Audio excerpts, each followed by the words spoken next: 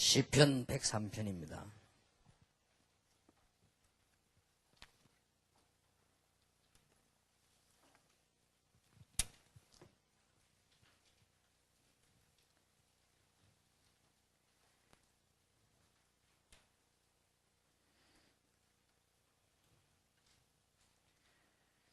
시편 103편 1절에서 18절까지 22절 전체를 교도하겠습니다. 내 영혼아 여호와를 송축하라. 내 속에 있는 것들아 다 그 성호를 송축하라.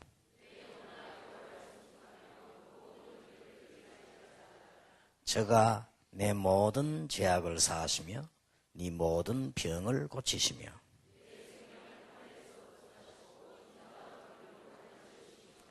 좋은 것으로 내 소원을 만족케 하사 내 청춘으로 독수리같이 새롭게 하시는도다.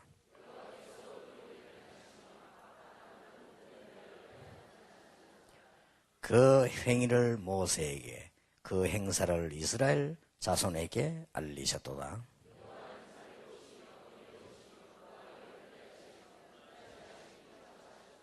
항상 경책지 아니하시며 노를 영원히 품지 아니하시리로다.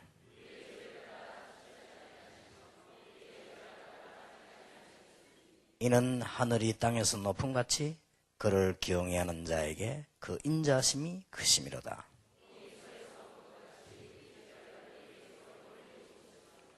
아비가 자식을 불쌍히 여김같이 여호와께서 자기를 경외하는 자를 불쌍히 여기시나니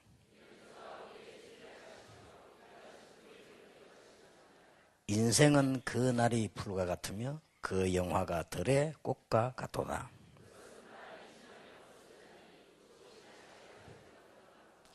여호와의 인자하심은 자기를 경외하는 자에게 영원부터 영원까지 이르며 그의 의는 자손의 자손에게 미치리니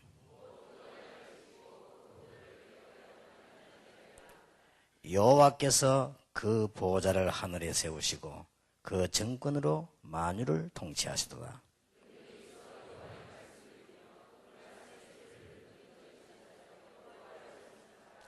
여호와를 봉사하여 그 뜻을 행하는 너희 모든 천군이여 여호와를 송축하라.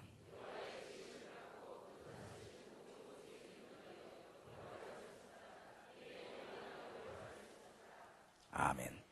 하나님의 은혜와 자비도 크지만은 오늘 여러분이 며칠 동안 말씀 받을 때 20절, 21절, 22절 일이 일어나게 될 것입니다.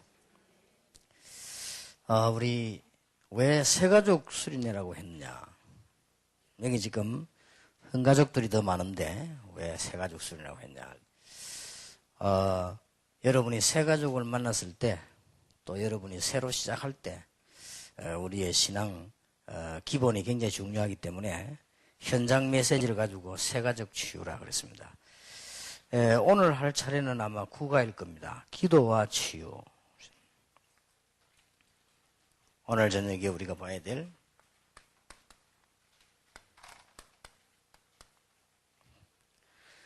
치유면 치유지 왜 기도야? 이게 중요합니다. 치유면 치유지 뭐 때문에 기도와 치유라고 이렇게 이야기했냐. 다시 한번 말씀드릴 것은 이 책은 만들기 위해서 만드는 것이 아니고 현장에 제가 가서 수십 년 전에 현장에서 한 장씩 가지고 했던 겁니다. 했던 것을 목사님들 모아놓고 소개하고 그게 이렇게 책으로 만들어진 겁니다. 그렇게 이해하면 되겠습니다. 앞에 1가에서 8가까지는 아주 중요한 복음이 뭐냐 그리고 기도 뭐냐 이렇게 얘기되었습니다. 그렇다면 여러분이 복음을 알고 기도를 알았다면 기도와 치유란 단어를 이해해야 되는데 꼭 여러분이 이 부분에 짚고 넘어야 될 부분이 여러분이 이 기도를 가지고 꿈을 꿔야 됩니다. 자면서 꾸는 꿈은 개꿈도 될 수 있어요. 그래서 여러분 이 진짜 이게 기도의 꿈을 꾸고 있어야 됩니다. 이게 여러분 신앙생활에서 아주 중요한 시작이 됩니다. 내가 복음을 받고 기도가 뭔가 안다면 이때부터 시작되어야 되는 게 이겁니다. 그래서 이 기도의 꿈이라고 하는 거는 얼른 표현하면 뭐 쉬운 말처럼 보이는데 이것이 여러분 것이 되어져야 되고 새 가족들 만나졌을 때 이 부분이 의미가 전달되어집니다. 여러분은 왜 교회도 잘 되는 교회, 다락방도 잘 되는 다락방은 메시지가 아닙니다. 메시지 하는 사람이란 말이에요. 그렇기 때문에 여러분이 가서 한두 번 메시지하고 오는 건 누구나 할 수 있습니다. 그리고 뭐 교회 정해진 교회 가서 목회하는 거 그걸 누가 못하겠습니까? 그러나 그 속에 뭔가 오고 가는 게 있어요.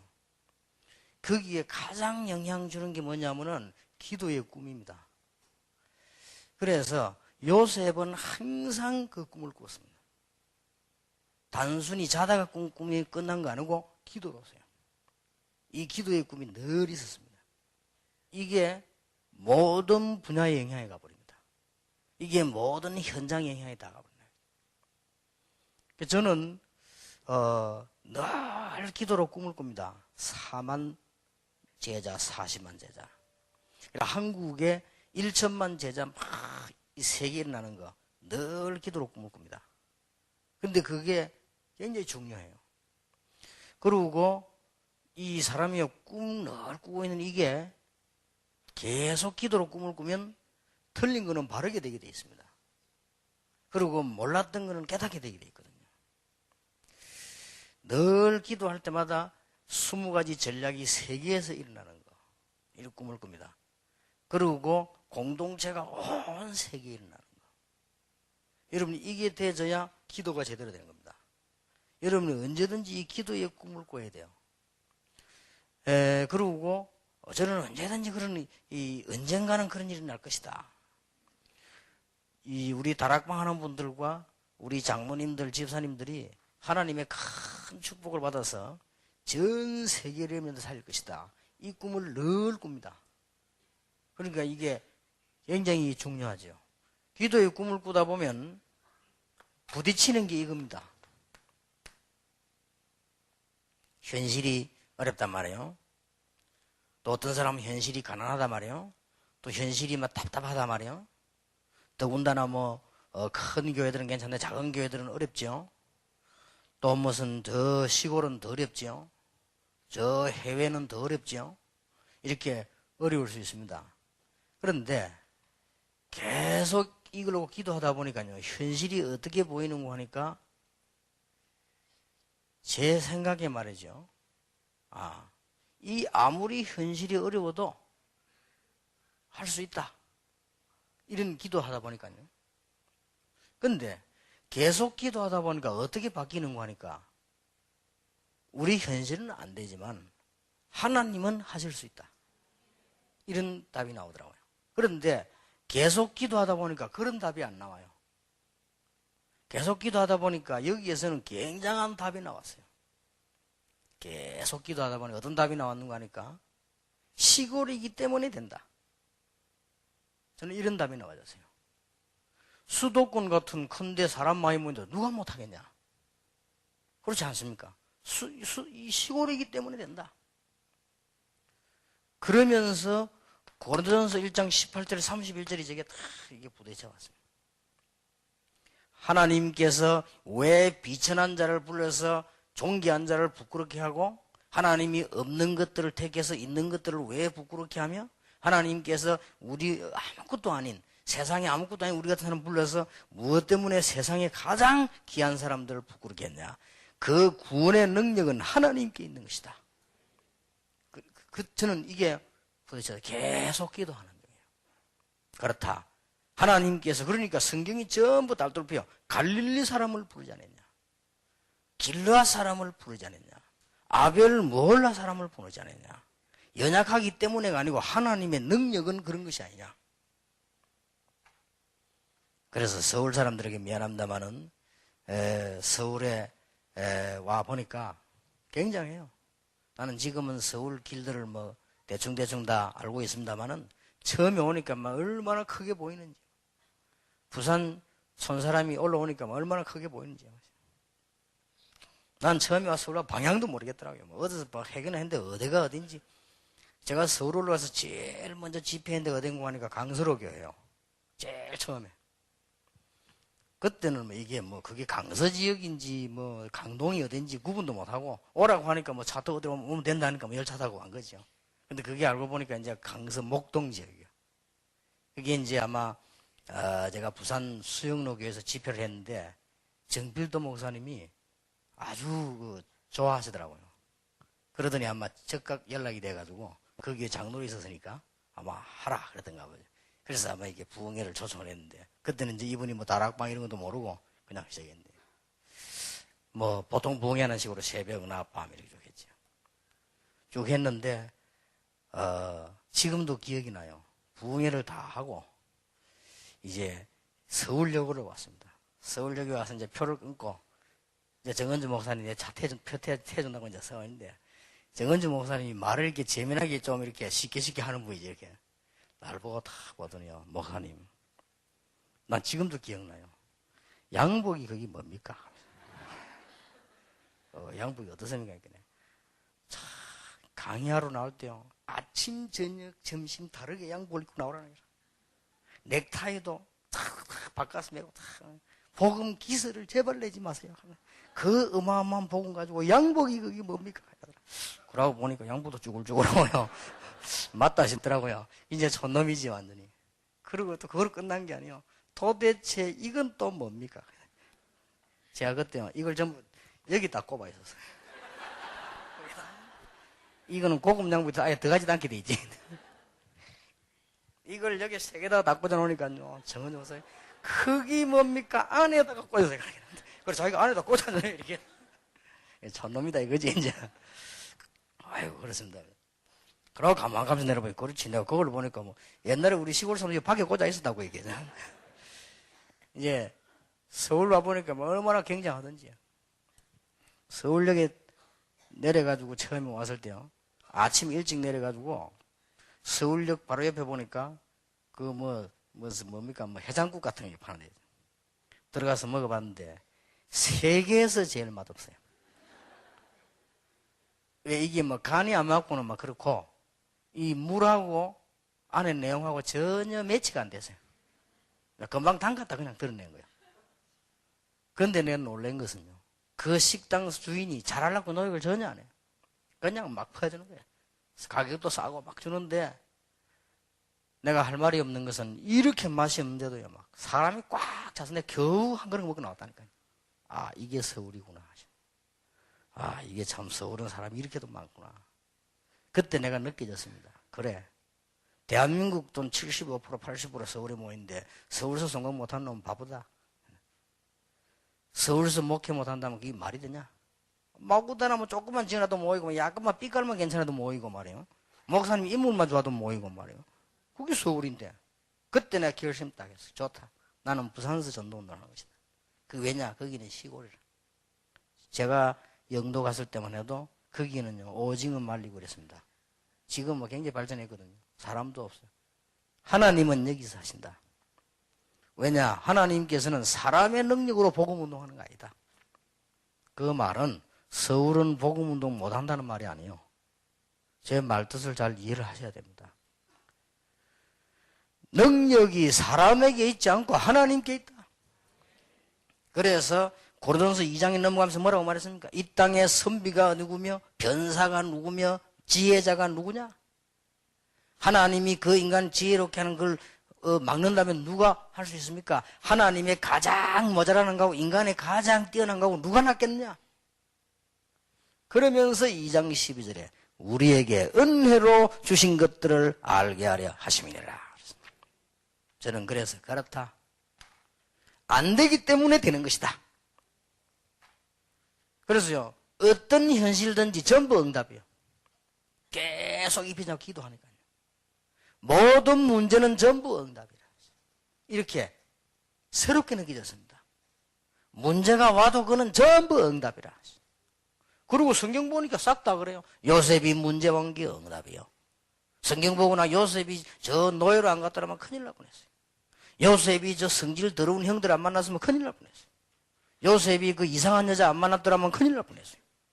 다윗 왕이 사울 같은 정신 이상한 사람 안 만났더라면 큰일 날 뻔했어요. 그게 전부 하나님의 뜻을 다 이룬 거예요. 뭐 문제될 게 뭐겠어요. 거기에서요, 제 새로운 신앙이 정립됐어요. 불가능은 없단 말이 아닙니다. 하나님 안에서는 불가능이 없다. 내게 능력 주시는 자에서 내가 모든 것을 할 수 있느니라. 그래서요, 여러분이 그냥 치유가 아니고 기도와 치유 그런 것입니다. 그래서 새 가족들 만났을 때 이 부분이 너무 중요합니다. 오늘 읽은 본문대로 하나님께서는 우리에게 꿈에도 소원이 뭡니까? 축복하시기를 원합니다. 오늘 보세요. 하나님이 우리의 연약함도 아시고 축복하시기를 원하노라. 하나님의 권능은 무한하고 영원하십니다. 그렇다면 하나님이 우리를 향한 응답과 축복도 무한하고 영원하다. 중요한 것만 깨달은다면 되겠지요. 창세기 1장 27절에 보니까 하나님이 인간을 자기 형상대로 창조하시고 만물을 정복하고 다스리라. 그래서 하나님의 이 행복을 놓쳐버리니까 문제가 많고요. 사실은 창세기 3장에도 보면은 이 사단에게 넘어가서 그렇지 하나님이 굉장한 축복을요 다 주었습니다. 창세기 6장에도 보면은 사실 이게 하나님 방향이 안 맞아서 그렇지 굉장한 축복을 주었고, 창세기 11장에도 인간에게 바벨탑을 쌓을 만한 엄청난 축복을 주었는데 하나님이 막 다 올라가자 막 그랬단 말이에요. 자, 하나님께서는 지금도 우리를 축복하고 계십니다. 완전히 멸망받은 시대에 주신 메시지가 뭐죠? 부활 메시지입니다. 여러분 부활 메시지 아시지 않습니까? 하늘과 땅의 모든 근세를 내게 주시니 그러므로 너희는 가서 모든 족속으로 제자를 삼아라. 그렇다면 우리는 중요한 시작을 해야 되겠죠.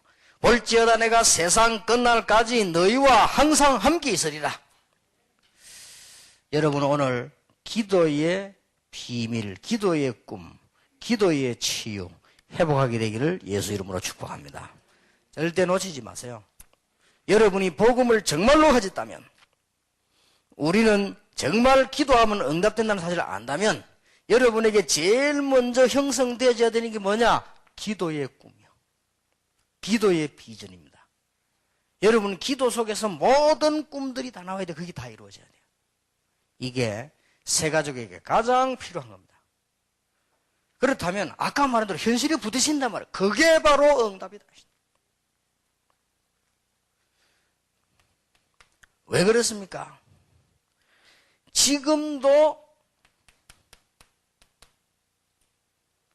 굉장한 축복을 보좌해서요. 요한계시록 2장에서 3장 여러분 잘 아시죠?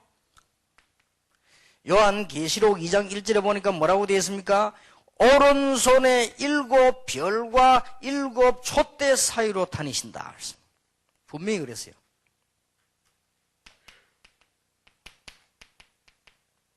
핍박을 당해가지고 사도 요한이 끝난 줄 알고 밥 먹으면 유부가 있는데 그때 본 환상입니다. 오른손이란 말은 능력의 손을 상징하는 것이죠. 보통 사람이 다 오른손잡이니까 오른손이 말은 능력의 손을 상징한단 말이에요. 오른손으로 7 별을 붙잡으시고 지금도 촛대 사이로 다니고 계신다. 촛대는 교회입니다. 설명되어졌지요. 별은 주의 사자들이다. 지금도 하나님께서 주의 종들을 붙잡으시고 주의 백성들 사이로 다니신다. 지금. 그렇다면 우리는 빨리 바꿔야 되죠. 염려할 것도 없습니다. 지금도 뭐하고 계시느냐? 요한계시록 2장 8절에 보니까 처음이요 나중이요 부활하신 예수께서요 서문화 교회에 말씀했어요. 아주 연약하게 죽어가시는 서문화 교회에다가 말씀하셨다.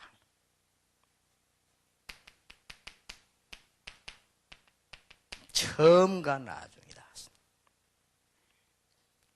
세상에는 잘 사는 사람도 많습니다. 그러나 행복하다는 보장도 없고 미래가 바르다는 보장도 없습니다. 부활하신 주님께서 처음이요 나중이요 오른손에 7 별을 붙잡고 촛대 사이로 다니고 계신다. 지금도 눈에 안 보이게 보좌에 앉으셨어. 2장 12절에 뭐라고 되어 있죠? 좌우에 날선 검을 가지시니가. 칼이 좌우로 그냥 날이 섰단 말이에요. 한쪽만 선 게 아니고 좌우로. 어떤 거든지 뵐 수 있습니다. 2장 18절에는 보니까 어떻게 기록되어 있는 거 하니까 눈은 불꽃 같고 발은 빛난 주석 같으니가 가라사대. 3장 1절에 보니까 이런 기록이 있어요. 7 영과 7 별을 붙잡으시니까 가라사대. 7 영은 천사입니다. 그걸 그리스도께서 붙잡고요. 7 별은 주의 종들입니다. 다시 한번 얘기했어요. 7 영이 말은 왜 7입니까? 완전수 아닙니까? 하나님께서 그리스도에게 하늘 군대를 마음대로 움직일 수 있도록 그리고 7 별을 오른손에 붙잡고 계신 그분이 말씀하셨다. 지금도 보좌에서. 그러면 우리는 염려할 거 없습니다. 여러분 새로 믿는 사람이기나 여러분 자신이 제일 먼저 시작되어야 될 부분입니다. 제일 먼저. 우리는 이미 복음 받았습니다. 그리고 우리는 기도가 뭔가를 알고 있습니다. 오늘부터 여러분들 기도에 중요한 꿈을 꾸시기 바랍니다. 딱 그대로 응답됩니다. 이 기도 계속 하다 보면 복음적으로 다 바뀌게 되어 있습니다. 새로 믿는 사람에게 제일 먼저 가르쳐야 될 게 뭐냐? 올바른 복음을 깨달았다고 하면 기도 응답은 오게 되어 있습니다. 그렇다면 기도에 올바른 비전을 가지고 시작해라. 기도에 올바른 꿈을 꾸라. 그러면 이게 매일매일 현장에서 응답되어 옵니다. 이게 제일 먼저 되어야 될 일이에요. 6번째 보니까 3장 7절에 다윗의 열쇠를 가지시니가 열면 닫을 사람이 없고 닫으면 열 자가 없는 이가 가라사대. 어느 교회 보고 말했습니까? 빌라델비아 교회 보고. 어려움 당하는 빌라델비아 보고 다윗의 열쇠를 가지시니 열면 닫을 자 없고 닫으면 열 자가 없는 그이가 가라사대. 하나님이 열쇠를 가지고 문을 여시면 막을 자 없고 하나님이 막으면 열 자가 없습니다. 그러면서 뭐라고 했습니까? 3장 14절에 보니까 만물의 창조의 근본인 시가 가라사대. 지금도. 그렇다면 아무 문제될 것도 없죠. 자, 그러면 오늘 저와 여러분이 여기서 중요한 하나 답을 얻어야 되고 또 우리 새 가족들에게 꼭 가르쳐야 될 부분이 뭐냐? 왜 그러면 이게 안 됩니까? 이게 문제거든요. 왜 그러면 이런 축복을 받을 수 없고 자꾸 못 누리고 놓치느냐? 이게 바로 오늘 본문입니다. 오늘 공부해야 될 내용이요. 여러분들에게 진짜 오늘 맞다면 이 축복 회복되는 날이 될 것입니다. 이런 축복을 지금도 하고 계시는데 왜 우리가 이걸 놓쳤냐 그 말이에요. 그게 오늘 구가라고요. 우리 9번째 만남에서 일어나는 현장 메시지입니다. 한마디로 뭐죠? 무엇 때문에 그렇습니까? 왜 치유를 받아야 되는가 하니까 영적인 병에 빠져버린 것이죠. 그래서 안 되는 것이죠. 몇 가지 예를 들었습니다. 수리아에 귀신 들린 간질병자. 자, 이거는 이런 병자들만 예를 들어서 할 말이 아니고 이 사람들이 지금 일어난 하나의 결과입니다.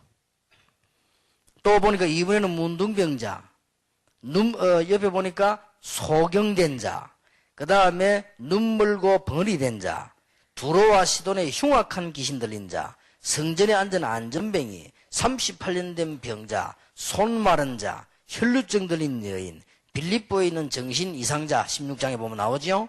이게 지금 뭘 말하는 것이죠?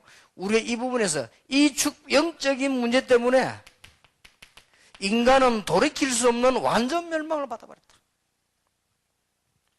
더 중요한 겁니다. 주의사항 보세요.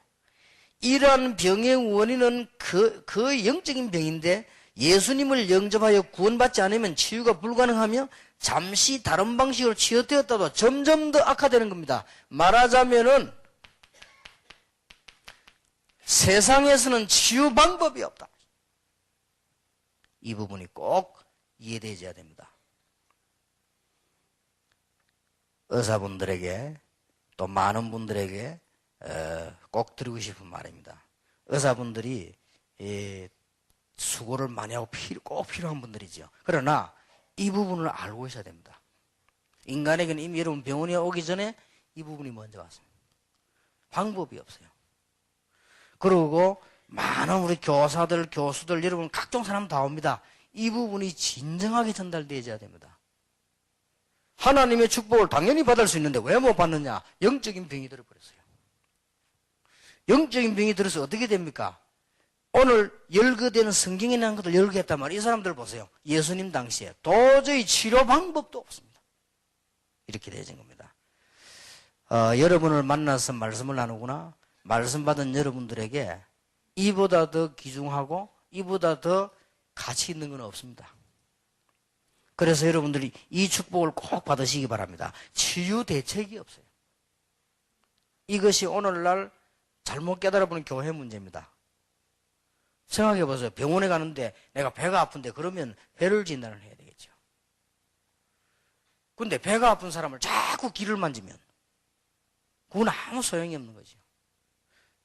심장이 안 좋아가 병원 온 사람을 심장을 고쳐야 되지. 그 사람을 자꾸만 말이죠. 이 발가락을 자꾸 만지면 되겠습니까, 그게? 그건 아무 치유가 안 되는 또 오히려 더 이상하게 만드는 거죠. 이 부분이 안 돼요, 제가. 전 세계 사람들에게 뭐가 왔느냐? 영적인 병이 드는 거예요. 전 인류는 지금 무슨 병이 들었냐? 돈이 없다가 아닙니다. 영적인 병이 들었습니다. 그러니까 영적인 병 든 사람이 돈을 가지고 있으니까 이게 보통 문제가 아니라 잠시 사회의 어떤 과정을 일으키기 위해서 하나님이 쓰시긴 하지만 그게 일순간으로 다 무너지는 거죠. 그래서 지난번에 얘기했던 듯이 불신자가 가진 돈하고 여러분 가진 돈이 다릅니다. 이걸 빨리 구분해야 돼요. 불신자가 가진 돈은 사회 유지를 위한 한 방법입니다. 그렇죠. 내가 사업이 안 되잖아요. 정기영 씨 같은 사람이 하고. 그러나 그 사회 유지 목적이 끝나면 무너지는 겁니다. 그 사람들은 왜 무너지는지도 모르죠. 그러나 신자가 가진 돈은 다릅니다. 그렇듯이요. 이 하나 없어가지고 이제는 새로 복음받고 온 사람들이나 신앙생활하는 여러분들이 이런 부분을 이해하면 곧바로 이런 축복이 회복되는 것이다. 하나님은 지금도 우리를 응답하시는데 오늘 시편 103편에 대한 모든 죄인들을 용서하기를 원하시고 지금도 그리스도 보좌에 앉으사 일곱 별을 붙잡고 촛대사이로 다니고 계시고 창조의 근본 되시니까 모든 교회를 다스리고 계신다. 그러면 됐죠. 왜 그러면 이 축복을 못 누리냐 그 말이에요. 얼마나 간단한 얘기입니까? 영적으로 병들어 버렸으니까. 이것은 다른 데 치유할 수가 없어요. 이런 병이 들었다. 이런 얘기가 많은 사람들에게 진지하게 되어져야 됩니다. 그러면 어떻게 무슨 병이 들었단 말이냐 이 얘기를 조금 해줘야 되겠죠. 그래서 보통 다른 데 가서는 얘기를 잘 못 들을 겁니다. 성경 봐도요 대충 보니까. 그래서 여러분들이 이 부분을 분명하게 얘기해 줘야 됩니다. 그리고 그 부분이 바로 이쪽 부분이거든요. 새 가족들하고 세밀하게 사는 거예요. 창조전에 벌써 흑암, 공허, 혼돈. 그러니 복음을 못 받아버리면 이대로 당합니다. 얼마나 억울합니까?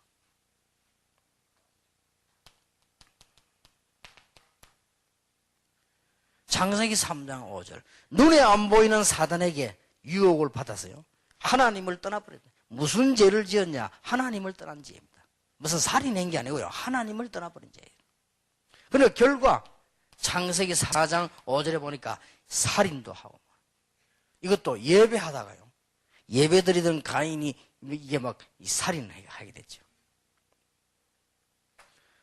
여러분 복음의 비밀 하나님의 은혜 못 받으면 종교생활하는 게 얼마나 힘든지 모릅니다. 그래서 교회들이 많이 싸우는 거예요. 싸울 수밖에 없어요. 자주 듣습니다. 우리 친척들도 많고 많은 사람 많으니까 목사님 어느 교회는 싸움이 붙어가지고 그래서 그래, 그것밖에 할 게 더 있냐? 예, 이러더라고. 그것밖에 할 게 더 있냐? 혹시 여기 지금 목사님들 계시는데 아직도 여러분이 이해 못하면 안 됩니다. 왜 자꾸 복음을 강조하느냐? 안 하면 여러분 교인을 장로님, 집사님 10년을 키워도 그대로입니다. 실컷 봉사했죠. 봉사는 끝나고 지나가 버립니다. 100년을 해도 그대로입니다. 그럼 어떡할 겁니까? 그러면 그 사람이 어느 날 영적 문제 다가오면 못 이기지요. 그러면 됩니까? 이런 얘기가 여러분이 현장에 성경 공부하는 데서 아주 진지하게 되어야 돼요. 깨닫기만 하면 바로 응답의 문이 열리기 시작합니다. 깨닫기만 하면. 그러니까 보세요. 창세기 6장 5절. 창세기 11장 1절에서 8절. 이게 원인이 돼가지고 어떤 결과가 왔습니까? 출애굽기 3장 18절. 노예가 돼버린 거예요. 이게 이제 원인이 됐어요. 그래서 여러분 아시다시피 이사야 6장 13절에 있는 대로 완전히 포로가 되죠. 마태복음 16장 13절에 있는 대로 속국이 되어버렸다. 아예. 이거로 끝나면 괜찮지만은 마태복음 21장 25절에 보니까 후대까지 미래까지 어려움이 오는 거예요. 이렇게 되어진 겁니다. 그래 멸망이 뭔가 알아야 될 거 아니에요. 이런 부분에서. 얼마나 감사한지. 여러분 오늘 여러분이 새롭게 이 언약을 붙잡으시고 여러분이 새로 이제 기도의 비전을 가지고 정말 기도의 꿈을 꾸는 아주 중요한 축복의 날이 되길 바랍니다. 하나님은 지금도 우리에게 응답하고 계신다. 어떻게 하면 응답할 수 있냐? 영적 문제, 이 병부터 고쳐야 됩니다.